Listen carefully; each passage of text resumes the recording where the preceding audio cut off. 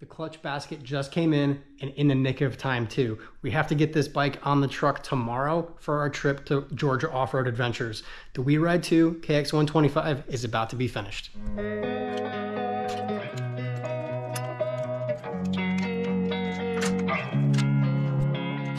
Losing time, I'm fading fast. I just wanna make it last. Try to let go of the past. I close my eyes, embrace the blast. Sleepless nights and headaches stack. Restlessness to hell and back. What's my purpose? What do I grab? A slippery surface, a heart attack. Since I'm replacing the clutch discs and the basket, I feel like I can comfortably say I can get this nut off without taking these out. I'll just use these to hold it in place using an impact gun. What you need, what you need. We're broken. I'll take the discs back out. Elastic, but maybe there's magic. Believe you could have it. And I know of sadness, the anxious and panic, the infinite vastness of all that is blackness. There's an alignment collar.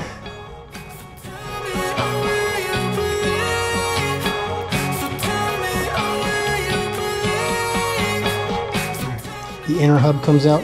There is a washer on the back of the hub. Make sure you don't lose that washer.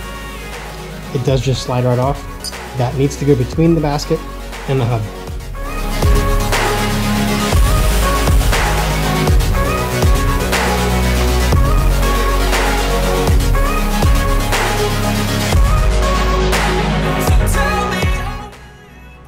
There are a couple needle bearings.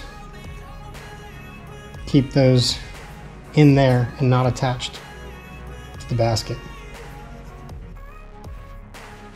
First and foremost, always follow the directions that are sent with the manufacturer of the new basket that you have, because they could be different from a different manufacturer. So just make sure.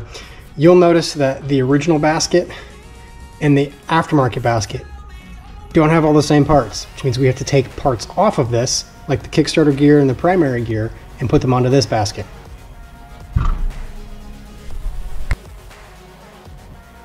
First thing we have to do is grind these rivets off the back of the original basket.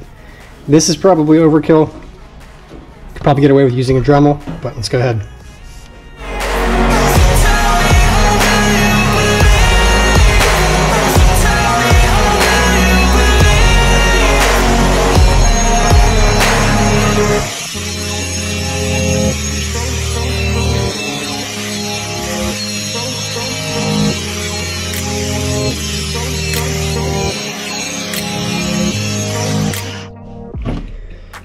So after I ground down the rivets, I used a metal punch and a hammer, and I ended up putting sockets underneath the basket so that it raised it off the table and gave it a metal surface to make contact with, and I just punched the rivets through. I couldn't get it on camera. Apparently the GoPro doesn't like the vibrations and it shut itself off and stopped recording. You will not be using the original backing plate. The new clutch basket comes with a new plate, but you do need to keep track of everything that's inside the current OEM basket. These little rubber fasteners, there's also a washer in here. It's this little spring-loaded washer. Keep track of that. First thing we can take off is the main gear. Should pop right off with the washer and bushings in place. Set that aside, keep it clean. It's going onto the new basket. Now we do have to press out the kickstart gear. This is pressed in. I will heat it up and use a socket, much like other bearings you saw in the previous videos. Just gonna try to press it through, get it out, and put it into the new one.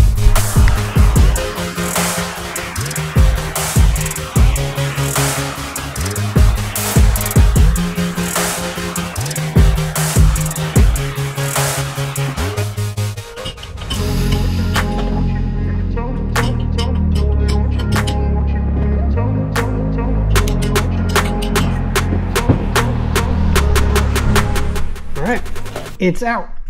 And remember, be very careful. It's hot. Wiseco suggests that before you put the starter gear in, you put the basket in the oven at 400 degrees for 15 minutes. That way the starter gear just drops right in.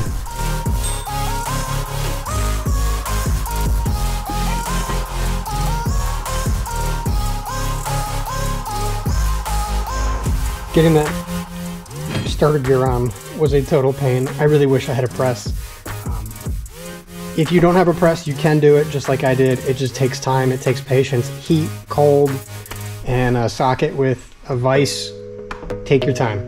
Follow the instructions if you can. Hopefully it just drops in. I've seen videos where Wiseco just drops the main gear in, no problem whatsoever. I didn't have that convenience, so I did have to take some extra time with it. But now that it's on, we can go ahead with the rest of the installation. So we're going to put everything back on the same way we took it off. Got the little spring retainer clip.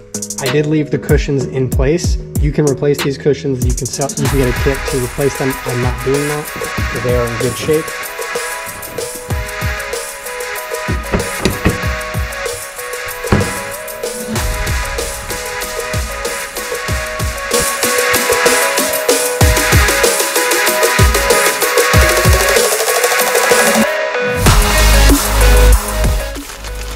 This Wiseco kit did come with new fasteners, and the fasteners do have Loctite on them already.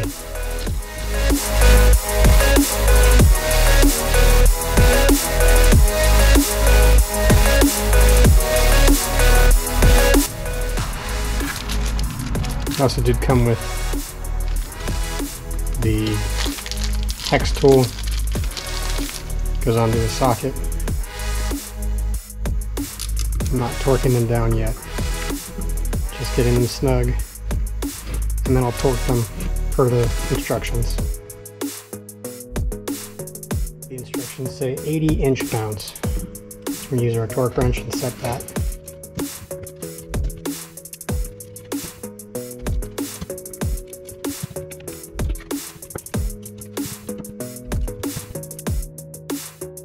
Alright, we should be good. I'm just going to double check the torque on all of them. The final step is to peen all of the screws that came through the basket. So we use a punch and a hammer and just make an indent in all of them.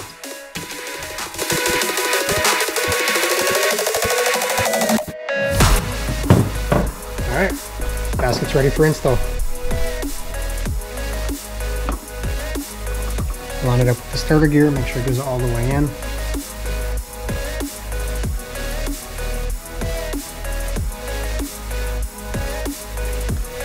Make sure we keep that washer spacer on when we put the hub in. Hub goes in next.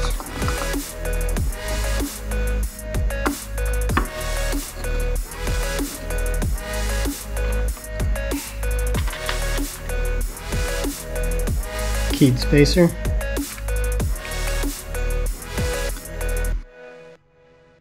And then the nut.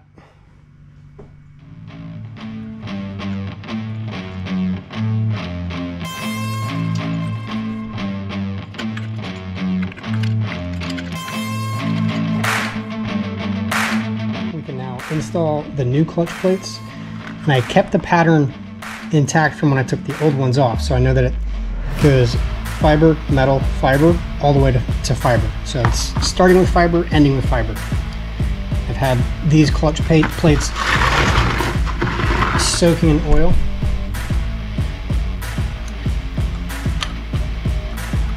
So they should be good to go.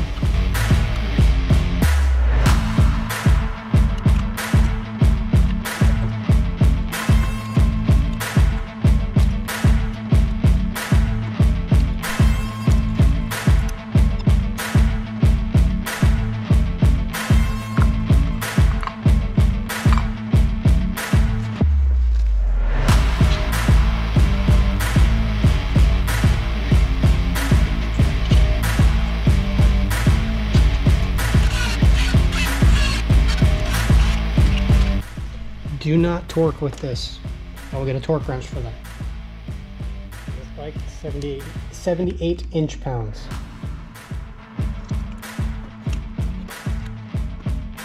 Before buttoning up the engine, I like to just check the clutch.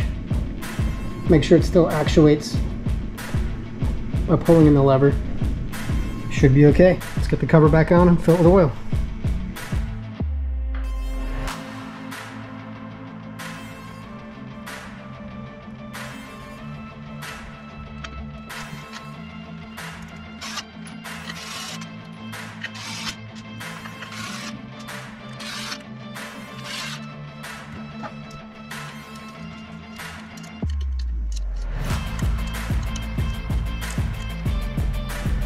Just wanted to fill you in on some specs too.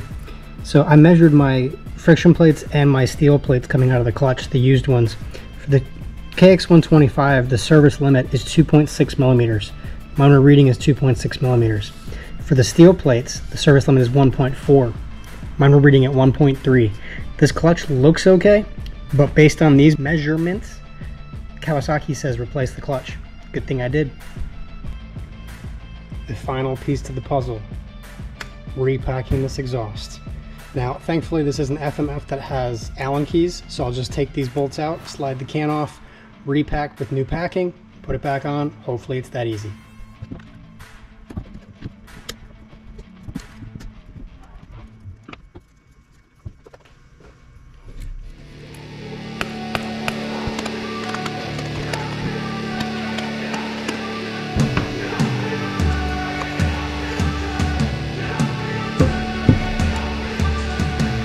Apparently the rivets were holding it in place. I have to bend those back and re-rivet the cone on. After I got the bulk of it off, I'm going to show you this. This is literally burned on to the baffles.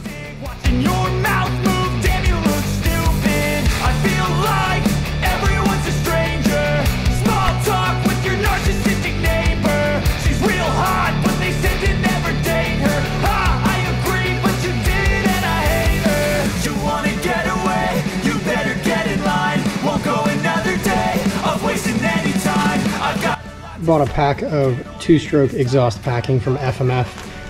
In the old school days, we used to use insulation, fiberglass insulation from your attic. This is just easier, so I'm going to try this, see how this goes. I've never actually paid for this before, so hopefully it works out well.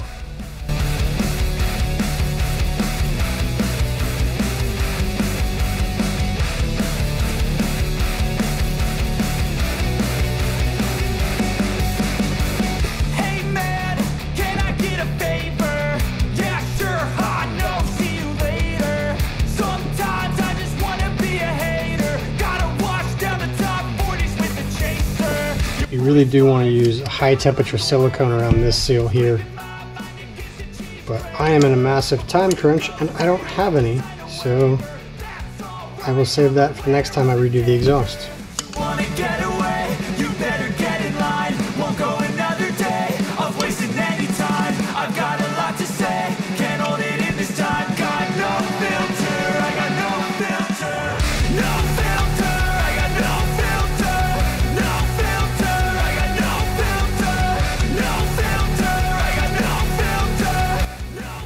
So the exhaust looks nice and shiny on the outside. I want to clean the inside pieces too. It's just going to buff it out a little bit, make it look nice and pretty.